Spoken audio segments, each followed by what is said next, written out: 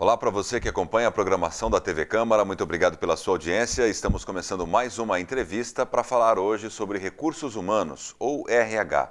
E para isso estamos recebendo aqui nos estúdios a Amanda Sato. Amanda, muito obrigado pela sua presença. Imagina, um prazer estar aqui. Amanda, que é da empresa Behave Consulting, né? Aham. O que é essa empresa, o que vocês fazem no setor de RH, Amanda? Só para a gente entender um pouquinho. A Behave é uma empresa nova, a gente trabalha com processos customizados relacionados à área de RH e desenvolvimento humano.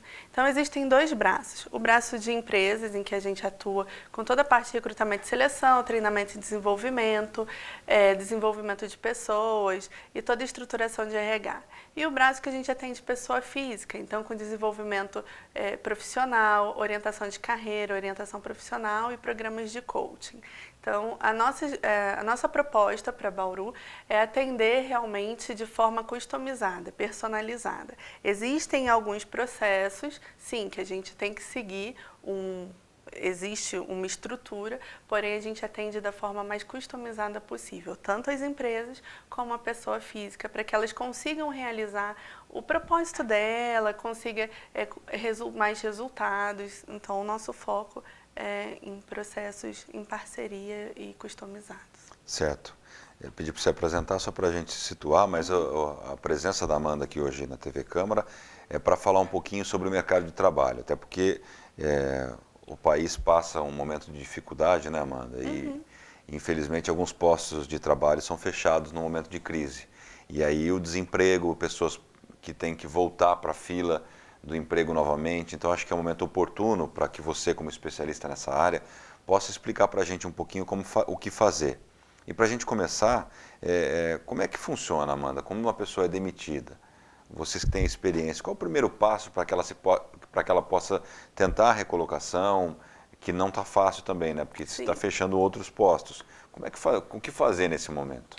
O primeiro passo é ela entender o motivo desse desligamento. Se foi por causa do enxugamento da crise, eu conheço pessoas, e já entrevistei pessoas que trabalharam durante 20, 25 anos em algumas empresas e foram desligados. Então, toda a história dela de vida está relacionada a essa empresa. E aí ela tem que elaborar essa saída, para que quando ela for buscar uma nova oportunidade, que ela esteja mais preparada, ela consiga falar mais dela do que dessa saída da empresa que ela construiu todo o histórico profissional. Então, o primeiro passo é esse, entender o motivo do desligamento, elaborar esse luto desse desligamento, principalmente se for uma pessoa que ficou há muitos anos na empresa, reavaliar o currículo, colocar o que eu tenho de melhor, fazer um currículo mais atrativo para que as pessoas possam visualizar e se interessar. O que acontece muito, o currículo é a primeira porta de entrada, né? As empresas avaliam inicialmente o currículo. E quando você não tem um currículo atrativo, que não mostra as suas realizações, isso dificulta. Realmente, várias empresas estão enxugando. A gente vê pessoas diminuindo o quadro, fazendo reestruturações de carga horária, de horário de trabalho. E aí, quando elas estão contratando as melhores pessoas do mercado. Hoje, está muito comum as empresas fazerem substituições. Então, uma pessoa que não vem performando muito bem há algum tempo, eu consigo hoje buscar no mercado alguém que esteja mais alinhado à minha cultura, mais alinhado ao que eu busco e que me trará um pouco mais de resultado. Então, depois que essa pessoa elaborou essa saída, reavaliar o currículo, pedir ajuda profissional para realmente avaliar, para ver se o currículo está ok. E buscar as vagas, entrar em contato com as empresas, ficar atento às vagas que estão disponíveis e o que ela pode ajudar, né? O que ela construiu ao longo da carreira dela, o que ela tem de realização que de repente ela pode ajudar, não necessariamente sendo um profissional contratado de uma empresa, mas enquanto pessoa, o que ela pode ajudar de repente numa consultoria ou abrir mais o leque de opções. São duas situações que você colocou que eu acho interessante a gente analisar. A primeira é o funcionário que ficou muito tempo, 20, 25 anos, já está praticamente no fim da carreira. Sim. E é cortado por um motivo, geralmente, de enxugamento de quadro. E o outro é aquele que está contratado há pouco tempo, 1 ano, 2, 3 ali já que ele está, então está com o currículo um pouco mais fresco, né? Nesses dois casos, a importância do currículo, como você disse, como é que é elaborar esse currículo? Porque são duas personalidades totalmente diferentes, né? São bem diferentes. O currículo, mas em ambos os casos, as pessoas têm que estar atentas à questão das realizações. Qual foi o meu diferencial ao longo desses anos? O que eu produzi? Porque às vezes no nosso dia a dia passam algumas situações em que a gente, mas isso é tão simples, mas que foi uma grande realização, ou de repente, eu dei uma ideia que foi relativamente simples e que mudou toda uma estrutura de trabalho. Isso tem que estar no currículo. Isso tem que estar no currículo. Eu sou recém-formado, quero o meu primeiro emprego agora. Só que o que eu faço? O que eu coloco? O que você já teve de realização, de repente, na faculdade? Quais projetos você já participou? De modo que as empresas possam ver como que você pode ajudar, qual é a sua produtividade, o que você já desenvolveu. Então, o foco sempre nas realizações, o que fez diferencial. Lembrando que quem tem 20, 25 anos de experiência, de repente, tem um currículo com mais atividades. Lembrar que o clichê que 2 páginas no máximo e tentar colocar o que é mais importante realmente. Um currículo tem que ter no máximo 2 páginas. 2 páginas, porque senão fica muito cansativo. Ninguém vai ler até o fim. E as pessoas acabam não lendo e passam alguns trabalhos e algumas situações muito positivas, mas que o empregador não viu. Né? O que tem que ter no currículo, basicamente? Além da estrutura do que você fez, do curso, tem que ter nome... Nome, endereço, idade. Foto não precisa? Foto não precisa. Foto não precisa mais. Só se a empresa pedir. Tem algumas empresas que ainda pedem foto e aí você encaminha, mas normalmente não é necessário. O objetivo profissional é muito importante, colocar um objetivo que seja realmente objetivo. Eu quero uma vaga de analista, então... analista financeiro, analista de recursos humanos. Eu quero uma vaga de assistente administrativo, assistente administrativo. Colocar toda a parte educacional, sempre da última realização até para o final. Dependendo do cargo da pessoa, não tem necessidade de colocar ensino fundamental, nem ensino médio, então considere só faculdade, pós-graduação. Os cursos complementares também é muito importante, desde também que estejam alinhados com a profissão dele. Então, tem muitos cursos que a gente faz complementares que eles realmente complementam a nossa vivência, nos tornam pessoas melhores, porém não tem muito a ver com a profissão em si. E aí, nos currículos, eu oriento para colocar o que realmente tem a ver. As experiências profissionais, é importante sempre colocar data, isso facilita as empresas empregadoras e elas têm interesse em ver qual o período que que aquele candidato ficou em cada empresa. Então, isso é importante. E as principais realizações de cada empresa. Perfeito. Você falou também uma outra palavra aí durante sua resposta, que é proatividade. Como se tornar uma pessoa proativa, porque acho que isso conta, né? Quais foram as realizações proativas que você teve durante um trabalho. O que é isso? Queria que você explicasse um pouquinho mais o que é isso e como se tornar uma pessoa proativa.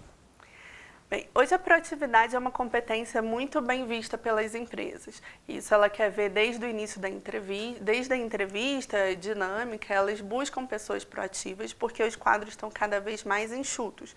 Então, elas precisam de pessoas que tenham essa iniciativa de inovar, de fazer diferente e que sejam também autogerenciáveis.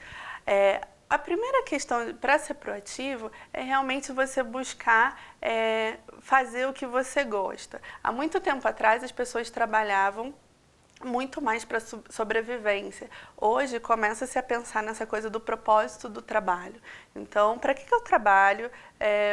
o que essa atividade que eu faço tem a ver com a minha vida e como que isso me torna uma pessoa melhor. Hoje muitas pessoas pensam nisso e coisas que pensavam com 40, 50 anos estão pensando cada vez mais cedo. Alguns jovens me procuram pensando, gente, o que eu vou fazer, o que eu posso ajudar e o que eu posso ser feliz, né? Como eu posso ser feliz. E a proatividade entra muito nisso, porque quando eu faço uma coisa que eu gosto, que eu amo, que é próximo da minha paixão, eu consigo ser proativa, eu consigo ter ideias, eu me engajo mais para mostrar o resultado, para ter um resultado.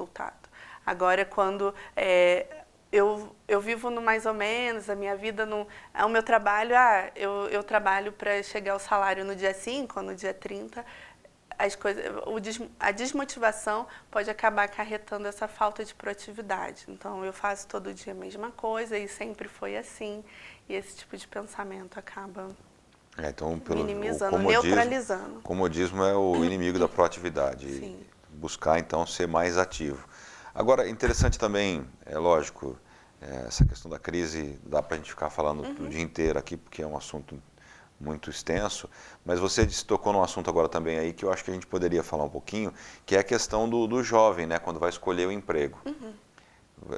Te procuram para falar o que eu vou fazer. Como é que é essa busca pelo primeiro emprego, pela profissão, ou quem está na escola ainda no ensino médio e vai cursar uma faculdade, como é que escolhe a faculdade? É possível orientar esse tipo de público? Sim, é possível. Há muito tempo acreditava-se que fazer testes de interesses era suficiente para que a pessoa dava lá no teste. Você tem que trabalhar com administração, finanças, ou engenharia, ou medicina, e a pessoa se encaixava dentro daquele resultado de teste. Há algum tempo, essa estrutura vem mudando, então hoje é feito um trabalho de autoconhecimento para que a pessoa possa escolher a profissão mais alinhada com os valores, as motivações dela, as paixões. Então, um trabalho mais ou menos de 10, 12 encontros voltado para o autoconhecimento, para que essa pessoa realmente possa entender como que ela funciona, o que ela tem de melhor e como que ela pode linkar isso a uma profissão. A maioria dos jovens, eles pensam muito na questão do status que a profissão dá. Então, nossa, mas eu conheço um profissional que trabalha naquela área e que ele tem um carro, ele viaja, e aquilo brilha os olhos dos jovens inicialmente.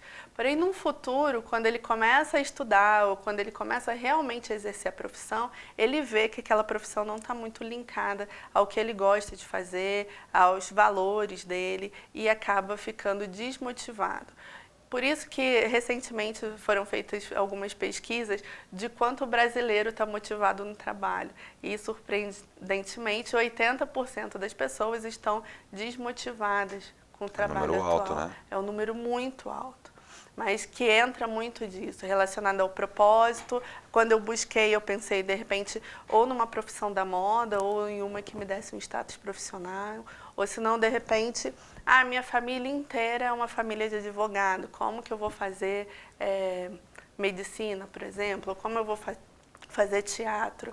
Então, existem várias questões que são trabalhadas com o jovem e que é num momento tão complicado, né, para o jovem. É importante até porque depois você faz uma faculdade, geralmente 4 ou 5 anos, aí quando você passar todo esse tempo ver que não era aquilo, Sim. São 5 anos que praticamente foram perdidos, tem que começar tudo de novo, né? Exato. E é possível ter uma idade específica para já descobrir qual é a área que o jovem quer seguir, uma idade melhor para buscar esse acompanhamento? Os jovens começam muito cedo, né? Então, eu acho que a escolha profissional logo no ensino médio é muito cedo. Porém, eu oriento os pais e os jovens que a partir do 9º ano já comecem a conversar mais sobre as questões profissionais. E uma dica muito importante é que esses jovens busquem informações sobre as profissões que ele tem interesse. Converse com um profissional que seja bem sucedido dentro daquela área e que tenha também em mente que, assim, independente da profissão que ele escolher, sempre vão ter atividades que ele não vai gostar muito de fazer, não existe o 100%. mas o mais próximo, alinhado aos valores e paixões da vida dele. Então, é importante que ele entreviste pessoas, faça pesquisas e busque esse conhecimento da profissão. Isso facilita muito quando ele vai escolher um curso. Até porque isso pode mudar lá na frente, né? Existe um índice assim, de mudança, porque acho que, não sei se isso é uma regra, mas no Brasil é muito cedo, né, a escolha. Sim. Um jovem de 17 anos ter já que optar o que ele vai ser para o resto da vida, acho que é um pouco cedo ainda, né? Tem como alterar isso depois ou não?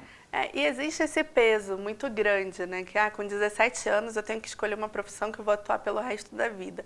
E hoje a gente está vivendo uma questão em que a carreira ela é muito construída. Eu posso fazer engenharia civil, porque eu penso em trabalhar com obras. E posso depois trabalhar com recursos humanos. Então, hoje, essa questão tá bastante flexível. As empresas não têm fixado tanto na formação, mas sim no potencial que essa pessoa pode desenvolver em determinada área. Então, ter também a percepção que é construído. Claro, que se eu faço medicina ou faço odonto, provavelmente eu vou viver a maior parte do meu tempo trabalhando, sendo médico ou sendo dentista. Porém, existem muitos profissionais que têm essa formação e que depois, eu me percebo melhor numa carreira administrativa, numa carreira gerencial, e aí vai trabalhar em grandes hospitais. Então, a carreira ela é muito construída e ter a percepção disso facilita, né? Não é porque eu me formei na área X que eu vou trabalhar a vida inteira nessa área. Certo, Amanda, para a gente fechar um pouquinho agora esse assunto, os dois assuntos, amarrar, você que está no dia a dia, como é que estão as vagas de emprego aqui em Bauru, na região? O que tem oferecido mais, o que tem fechado? Dá para fazer um balanço bem superficial, é claro, mas de como está o mercado hoje? As empresas estão mais retraídas, até por causa da crise, então as contratações muitas vezes estão sendo para substituições, não aumento de quadro. Dificilmente você vê uma empresa que está buscando aumentar o quadro ou a estrutura profissional. Então, algumas substituições e também algumas funções terceirizadas, né, temporárias. Principalmente agora para o final do ano, o investimento em terceiros começa a aumentar um pouco mais. São os temporários do comércio, geralmente. Acho que é interessante também a gente ressaltar, né? Estamos em outubro, praticamente já em novembro, sim, mas ainda é tempo das pessoas se qualificarem, né? Existem alguns cursos rápidos, procurar... Dá tempo ainda, né? Não, dá tempo de se qualificar. Existem cursos hoje online que são gratuitos, cursos de instituições que fazem até de forma gratuita também para que as pessoas possam se desenvolver e de forma bastante rápida. Isso é importante, né? O ideal eu estou desempregado hoje e aí eu trabalhei durante uma área muito tempo. O que durante esse período agora de final de ano eu poderia me desenvolver e que eu também poderia trazer uma renda familiar para mim, um aumento de renda ou uma renda extra para mim, enquanto o mercado não aquece novamente. Então, mas o ideal é usar também esse período de desaquecimento para preparação. Porque quando o mercado voltar a aquecer, e a gente espera que isso seja em breve, a pessoa esteja preparada para as oportunidades que vão surgir. Tá certo. Amanda, muito obrigado pela sua presença, pela sua contribuição aqui, Obrigada. De dividir um pouquinho do seu conhecimento com a gente. Imagina. E seja sempre bem-vinda aqui na TV Câmara, tá bom? Obrigada. Obrigado, Amanda, e obrigado a você que acompanhou essa entrevista, pela sua audiência, e até a próxima. TV Câmara se interessa para você, interessa para a gente.